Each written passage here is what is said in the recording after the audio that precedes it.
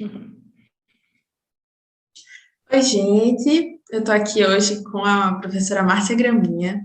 Ela é bacharelada em Ciências Biológicas pelo Instituto de Biociências da USP de São Paulo, mestrada em Ciências pelo Instituto de Biociências da USP, também em São Paulo, doutorado em Genética na Faculdade de Medicina de Ribeirão Preto, USP, pós-doutorados em Biologia Molecular de Leishmania, Faculdade de Medicina de Ribeirão Preto, e em Cálcio Signelium na Rutgers, da Universidade de New Jersey. Não, de New Jersey. Atualmente, ela é professora associada da Faculdade de Ciências Farmacêuticas da Unesp de Araraquara e credenciada junto aos programas de pós-graduação em Biotecnologia pela EQ Unesp e Biociências e Biotecnologias aplicadas à farmácia, FCF Unesp, onde já orientou, reparem bem, 2 pós-doutorados, 6 doutores, 7 mestres e co-orientou 2 doutores. Foi professora visitante da Virginia Commonwealth University, nos Estados Unidos, na Universidade de Magalhães, no Chile, na Universidade de Roma Tor Vergata, na Itália, na Rutgers University, ai meu Deus, e na Universidade de Bordeaux, e é coordenadora embarcada no navio polar Almirante Maximiano, na Antártica, junto ao projeto Macroalgas, Programa Antártico Brasileiro, de 2015. É revisora de periódicos nacionais e internacionais, assessora científica, SBPC, SBBQ, SBPZ e FAPESP. É bolsista de produtividade em pesquisa do CNPq, atua na área de leishmanioses com ênfase em descoberta de novos agentes leishmaniais e novos alvos terapêuticos. Bom, depois de toda essa introdução, eu acho que a senhora está mais do que por dentro do assunto de hoje. E eu quero dizer que é uma honra a senhora ter aceitado esse convite, certo? E eu já começo assim a perguntar, minha curiosidade, porque como é trabalhar numa área de doenças negligenciadas, como o próprio nome diz, né, no Brasil, e em especial com a leishmaniose? Obrigada, Mariana, por me ter aqui hoje, conversando aí com os nossos blogueiros, né, as pessoas que acompanham o blog, Algas Porque Te Quero. Bom, esta é uma área muito importante, principalmente quando consideramos a população sob risco de contrair tais enfermidades e a real necessidade de termos novos medicamentos disponíveis para o tratamento das doenças consideradas negligenciadas, como as leishmanioses, que faz parte do tema de hoje, né? Mas também doenças de Chagas, esquistossomose, entre outras doenças causadas principalmente por parasitas. Então, como o próprio nome diz, essas doenças são negligenciadas porque há pouco investimento das grandes indústrias farmacêuticas no desenvolvimento de novos tratamentos para atacar problemas que são inerentemente ligados a populações carentes, ou seja, muito investimento e pouco retorno financeiro para as indústrias. Mariana, eu peço que depois você compartilhe o link para um documentário que eu recomendo muito fortemente às pessoas que acompanham, né, o blog, que elas assistam. Então, este documentário, ele foi produzido pela TV Brasil e mostra a realidade dos pacientes diagnosticados com leishmanioses e as dificuldades encontradas durante o longo tratamento com os poucos medicamentos que nós temos hoje disponíveis. É um tratamento muito demorado, tem muitos efeitos colaterais, que faz muitas vezes as pessoas perderem, né, desistirem do tratamento, e elas são administradas através de injeções muito dolorosas. Então, é um documentário bastante importante e que mostra que nós estamos atacando um problema social também, tá bom? Então, e aí, gente, o vídeo ficará disponível, vou colocar o link. E chega mais uma curiosidade, porque é justamente a alga, né, que onde o mar, ou seja, a alga, entrou nessa linha de pesquisa e na mente da senhora, né? Mariana, é inegável a riqueza, a diversidade de organismos que nós temos no mar. As condições ambientais que o ambiente marinho impõe a estes organismos faz com que eles desenvolvam mecanismos muito sofisticados de sobrevivência que reflete diretamente na produção de substâncias químicas as mais variadas. Todos os seres vivos, Mariana, inclusive os seres humanos, né, nós somos, antes de mais nada, uma fabriquinha de produção de substâncias químicas. Então, vou pegar um exemplo bem bobo, mas que pode ilustrar o que eu estou dizendo. Quando a gente faz atividade física, nós estamos impondo uma condição muito hostil para o nosso corpo, né?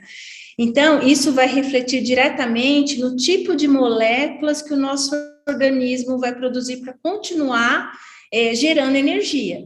Então, ao invés de produzir uma substância que se chama piruvato, comumente produzido no nosso corpo, no momento assim de repouso, e que tem um papel muito importante para que as nossas células produzam energia, ao invés disso, vai ter produção do quê? De ácido lático. E aí, Mariana, aí que vem aquela dorzinha chata que a gente sente no músculo quando a gente termina a atividade física. Por quê? Ocorre um acúmulo de ácido lático. Então, vamos dizer que os organismos marinhos, e eu vou focar nas algas, principalmente também, elas sofrem muita influência do meio externo, como, por exemplo, grandes variações de temperaturas ou de salinidade, exposição ao sol. Então, para sobreviver, as algas precisam usar todas as reações químicas disponíveis para produzir substâncias que as mantenham protegidas. E é justamente neste ponto que nos deparamos com uma grande quantidade de substâncias químicas que podem ser avaliadas quanto à sua capacidade de nos proteger contra diferentes agentes infecciosos, desde os vírus, que estão na moda agora, né? Passando pelas bactérias e chegando aos parasitas, como as leishmanias. Além disso, não podemos esquecer que, uma vez encontradas essas substâncias químicas que têm um interesse médico, nós temos ainda a possibilidade de cultivar as algas, para que a gente possa ter massa suficiente para a extração dessas substâncias terapêuticas que estão presentes numa quantidade muito pequena nas algas. Ainda tem um outro ponto muito importante, aliás, o mais importante de todos, porque isso promove o desenvolvimento da economia local. Então, imagina aquelas regiões ribeirinhas, né? Isso gera emprego, renda familiar, inclusão social, principalmente para as mulheres, porque isso traz o quê? O empoderamento dessas mulheres, que normalmente trabalham em casas, em tarefas domésticas, enquanto seus maridos, geralmente pescadores, saem, né, para trabalhar. Mas agora elas também podem participar dessa cadeia produtiva e também gerar renda para suas famílias. Então, é incrível a importância dessas atividades na vida dessas mulheres. O que mais que eu posso dizer sobre as algas? Fantástico, né? Fantástico, é fantástico. Eu acho que quem já está há muito tempo seguindo as entrevistas, parece que é comum dos pesquisadores falarem, é tanta coisa para algas, tanta coisa, tantas aplicações. Eu acho que é bem o futuro, é um presente futuro já. E aí, falando dos estudos, ao relatar pela primeira vez esse potencial anti-leishmania da alga antártica Ascoseira mirabilis, e um nome super complicado, tá vendo, né, gente fina. Qual foi o sentimento de descobrir essa bioatividade, assim, tipo, chegar à eureka? Mariana, além da Ascoseira mirabilis, nós também identificamos uma substância numa outra alga da Antártica chamada Himanthotalus grandifolius. Então, certamente, essas descobertas correspondem ao início de uma grande caminhada, longa caminhada, que vai desde a identificação das substâncias com propriedades terapêuticas até o produto chegar nas prateleiras das farmácias. Mas isso é certamente um início muito promissor, pois nos colocou em contato com outros pesquisadores do projeto ProAntar, coordenado pelo professor Pio Colipículo, e permitiu ainda o treinamento de estudantes na Antártica para a coleta e identificação das algas. Então, além de ter substâncias identificadas que são muito promissoras para o tratamento das leishmanioses, esses projetos permitiram a formação de novos cientistas, que continuarão certamente investindo todo o conhecimento adquirido neste período para avançar aí no progresso dessas descobertas. que com certeza, acho que isso é essencial também. E aí, pensando assim, como uma cientista iniciante, eu, né, que estou aí nessa carreira de início, como sair de uma realidade de bancada, que é aquela realidade que a gente está ali no nosso mundinho, e testes controlados e tudo mais, para uma farmacêutica usar esse produto advindo da alga voltado para uma doença negligenciada? Como? Bom, primeiro, da nossa parte, como comunidade científica estritamente acadêmica, nós estamos investindo na identificação de produtos naturais de origem marinha, disponibilizando essa informação na forma de publicações científicas de alto impacto. Então, há sim iniciativas de algumas indústrias farmacêuticas, não vou dizer que são muitas, são poucas, mas há ainda assim parcerias com uma iniciativa sem fins lucrativos que chama DNDi, chama Drugs for Neglected Diseases, que é o nome em inglês. E essas iniciativas, elas ajudam no avanço para que a gente saia do estágio pré-clínico, né, ou seja, daquela fase que nós realizamos estudos no laboratório, com o próprio parasita, usando modelos animais, para uma fase mais avançada de avaliação da eficácia, da segurança, utilizando populações humanas que vivem, por exemplo, em áreas de intensa transmissão da doença, ou seja, nós estamos falando da fase clínica, que tanto ouvimos falar hoje em dia, em função dos inúmeros testes clínicos que precisam ser realizados para atestar, por exemplo, a eficácia e segurança das vacinas, que felizmente já estão disponíveis para o controle da transmissão da Covid-19. Então, estes testes clínicos, eles são fundamentais para que uma substância química possa sair da fase de bancada para a prateleira da farmácia. Mas um ponto ainda é importante de ressaltar, é preciso ainda estimular a pesquisa colaborativa, trazendo o cultivo de algas para aumentar a massa algal para as extrações das substâncias químicas de interesse.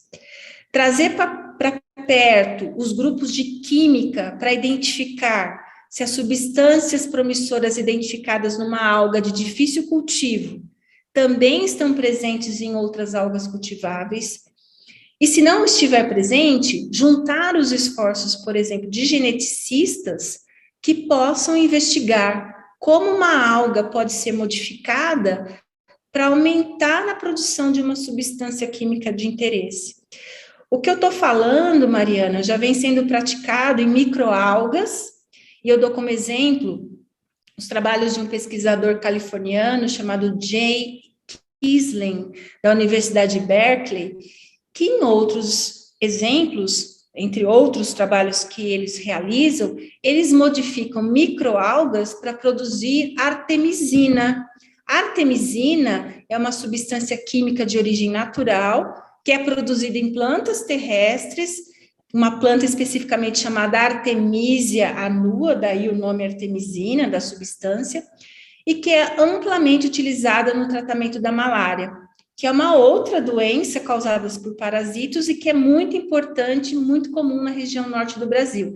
Então, Mariana, veja, ao invés de sair derrubando a Artemisia annua para extração de alguns poucos miligramas de artemisina, buscou-se um outro organismo, no caso as microalgas, para aumentar a oferta dessa substância.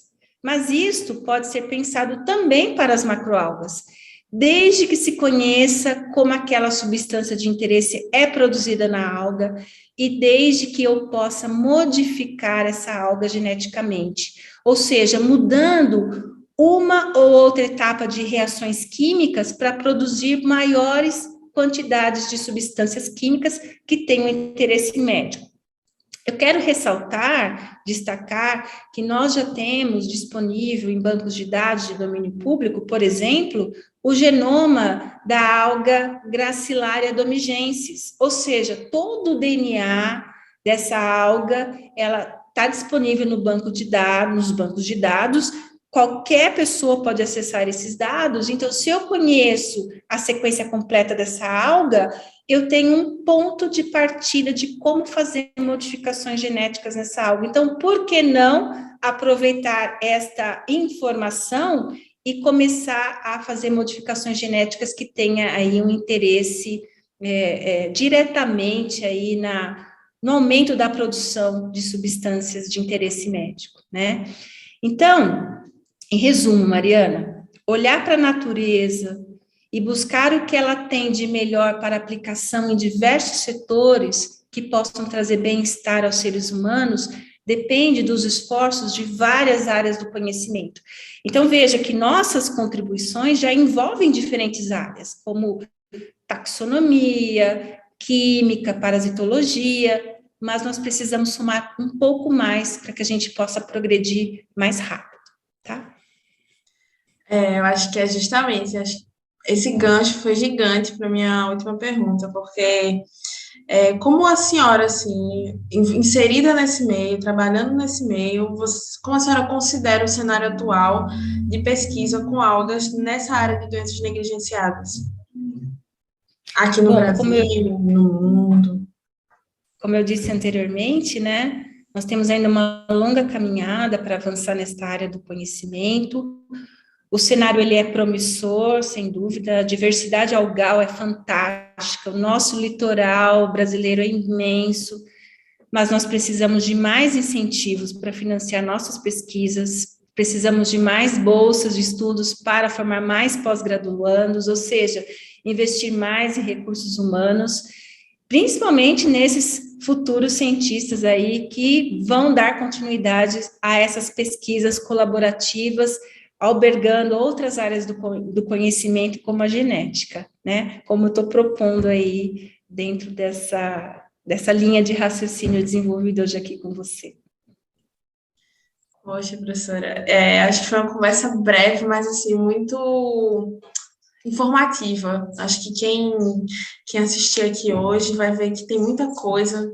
Essas doenças negligenciadas não deveriam ser negligenciadas por nós, tem muito estudo ainda para ser feito. E muito obrigada, professora, por ter aceito o convite, pela disponibilidade. Muito obrigada mesmo. A gente tem que conversar rápido, porque a linguagem de internet pede tudo muito rápido, efetivo, focado, não é mesmo, Mariana? Muito obrigada mesmo. Quem mais tem tempo para ficar assistindo vídeos longuíssimos, aulas longuíssimas de 2 horas? Dá para ficar falando aqui 2 horas tranquilamente, mas vamos direto ao ponto. Obrigada, professora. Eu que agradeço, Mariana, pelo convite mais uma vez. Essa iniciativa é muito importante para que a gente possa divulgar as nossas pesquisas. Parabéns. Obrigada. Parabéns.